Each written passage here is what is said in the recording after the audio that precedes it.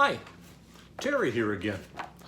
I'm continuing a series of videos seeking to reimagine the second half of our life.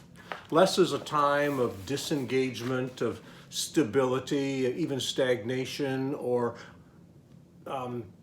decreasing, shrinking, to reimagine it as a time to expand, to increase, to maximize, to grow, to develop, to experience new stages and seasons of human development. So really to reimagine second half of our life or midlife or beyond or retirement years as an exciting time, a time filled with potential along with the challenges that come with aging. So it's reimagining. Today, thinking about it being a great time to expand our morals, expand our ethics, expand our sense of what is right or wrong. Now that might seem threatening initially. Does that mean loosening our grip on what we believe is right or wrong? Yeah. In short, yes. You see, when we're younger, and I'm taking my cues from, what I wrote a while back, Retirement Reimagined,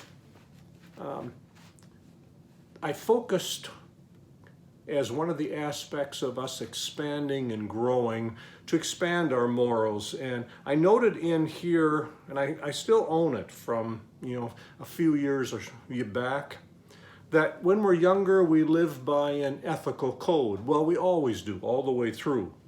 A sense of what's right and wrong, what's praiseworthy or not, who is good or who is bad, how to live and how not to live, what laws and values and so on. In our younger years, I propose that we take on almost without questioning the ethical code of key influences in our life.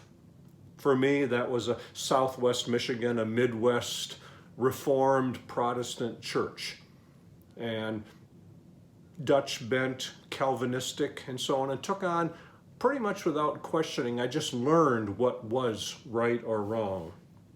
Now, I rebelled against it from time to time, but then basically came back to it and lived by it. It did not serve me poorly, let's say, as far as it went. And that means that we have different ethical codes depending which set of rules we gained our understanding of or lived into.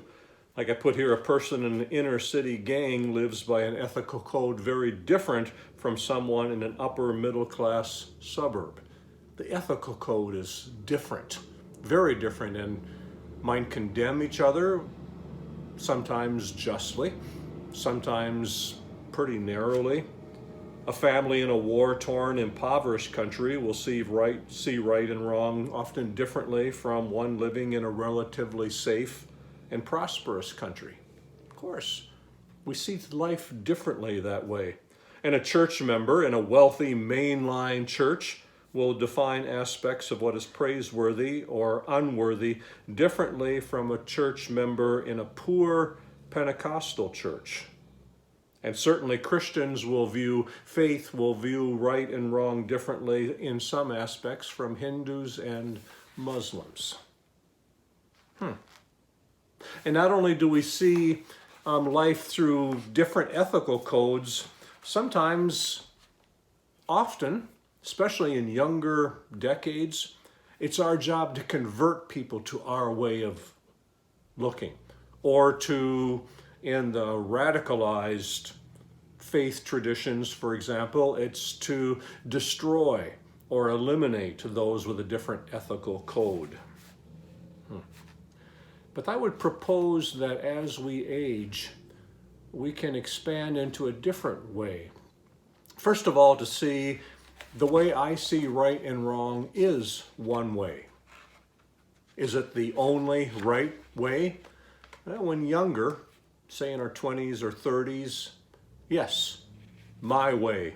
Right or wrong is my way, and every other way needs to be destroyed. As we age, I am proposing that it's possible to step back and first say, yeah, this is the way I live, this was my ethical code, but we first of all recognize it's one way of seeing. But then the next step is to be secure enough to say, I'm going to explore different ways of seeing right and wrong. And I remember saying that to someone, just say, I'm trying to empathize with, to understand, to walk in this person's steps for a while and see life through their eyes. And as I shared that with this person, the person said, boy, you must be very, very strong. You're stronger than I am to be able to do that. And I thought about that quite a bit later on. The response was more maybe like I would have when I was in my 20s or 30s, that what happens if I'm in there and I get influenced away from what is right and wrong? But as we age, I'm proposing it's possible to say, once we realize my way is one way, to say, yeah, I may be converted in some ways. I may be influenced. I may loosen my grip on my way of seeing and saying, you know, there's a bigger ethic in here. There's something that I can expand. So I can explore, for example, recently Native American sense of what's right and wrong, and recognize there are some things in my heritage that I need to repent of, or I need to expand through. Or I can explore Black Lives Matter, not to see whether that is the right way or the wrong way, to say this is another way that can expand and can affect how I see right and wrong. Or I can imagine the poor, those who live poor, those who cannot afford insurance. And so when I hear someone say, we cannot afford to, okay, that's one ethic. The other ethic is, how does that affect? Or people on the border who are struggling, and refugees and so on. And from our perspective, what's right and wrong is to protect ourselves. Okay, I get that. What's important is to protect our jobs. Okay. One way of seeing right and wrong, but then live into the other. And as we age, I propose that we have more of a capacity to see things not as black and white, but see more colors, more shades, see that there are various ways around it. And that might mean that we have to loosen our grip on the certainty of what is right and wrong, and being more vulnerable. So I would encourage you to feel secure enough, or maybe it's the opposite, to say feel insecure enough that my way is the only way. To say that my way has been one of the ways, and there are other perspectives, and that there are blind spots, there are shadow sides to my sense of right and wrong, and be open to expand my morals and say, I'm not as sure anymore. Or this that I held on to very strongly and say, yes, this is right and wrong, to say, that's too simple, that's too narrow, that's what's right.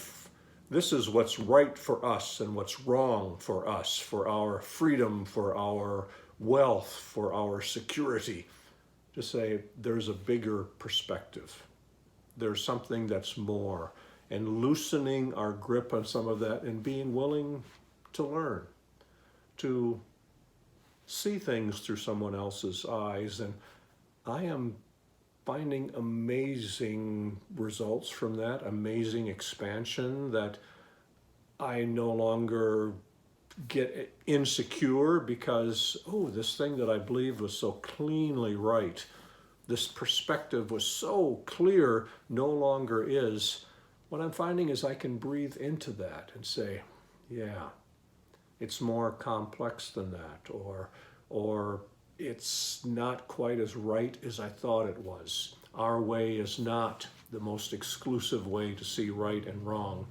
But that comes, I believe, more easily for many of us, if not most of us, in that second half of life. So I would encourage you to say, what I've seen as right and wrong, maybe I can learn beyond that. I can expand beyond that. Not to get rid of it all and say everything was wrong, you know, I'm ashamed of everything, but just say I can grow from here. I can expand from here. So think of the second half of life as a way to explore other ways of seeing, other senses of what's right and wrong, and bring yourself to it. Be converted in certain areas, expanding beyond, living with less simple certainty, and saying, there are other ways, and I can learn from those ways, and I can grow more compassionate, see life from a bigger perspective. So think of the second half of life as an amazing time to grow beyond. Talk to you again the next time.